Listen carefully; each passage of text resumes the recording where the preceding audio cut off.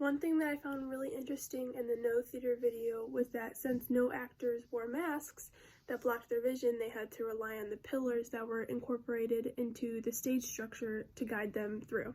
Because with the masks, it blocked everything they could see, so they just used the pillars. But they wore these masks because it helped to form a dramatic form of expression. The masks allowed the spirit animating the personality of the role he is playing. An actor could let the mask show who the character was. Another thing that I found interesting is that actors in the No Theater would wear thick costumes to de-emphasize the physical presence of the actor. This really reminded me of when we went over the line, mask, composition, color, and texture, because they let the line show who the character is, and they use thick costumes. It really reminded me of how we went over how costumes and a scene could affect a performance. In the second video about Bunraku, I don't know if I'm saying that correctly, but one thing that I found really interesting is that they use puppets to show a whole performance. And these puppets could show so much emotion, even more than humans, they said.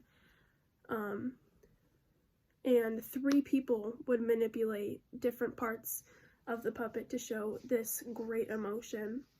And they said that it took about 10 years to master the movement. Just moving a puppet's feet could take someone 10 years to learn. I found that really interesting. So that takes a lot of time. They put so much work into performing, the puppet performing. So since they do take a lot of time to produce the puppet's movement, another thing that I found interesting was how all 3 of the puppeteers move with the puppet.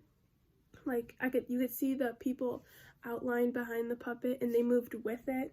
They all kind of moved collectively. So as in the thing, the puppet was going up it looked like a mountain or a hill, and they all went with, and I found that really interesting. In the third video about Kabuki, I don't know if I'm saying that correctly, one thing that I found interesting was that in Kabuki, it is more for the people.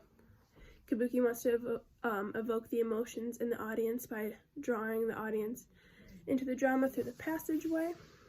Another thing that I found interesting about Kabuki was that they had male actors portray female roles because females were not allowed to perform.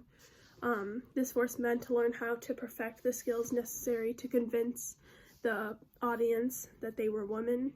So it said that only men could perfectly show the role of a woman.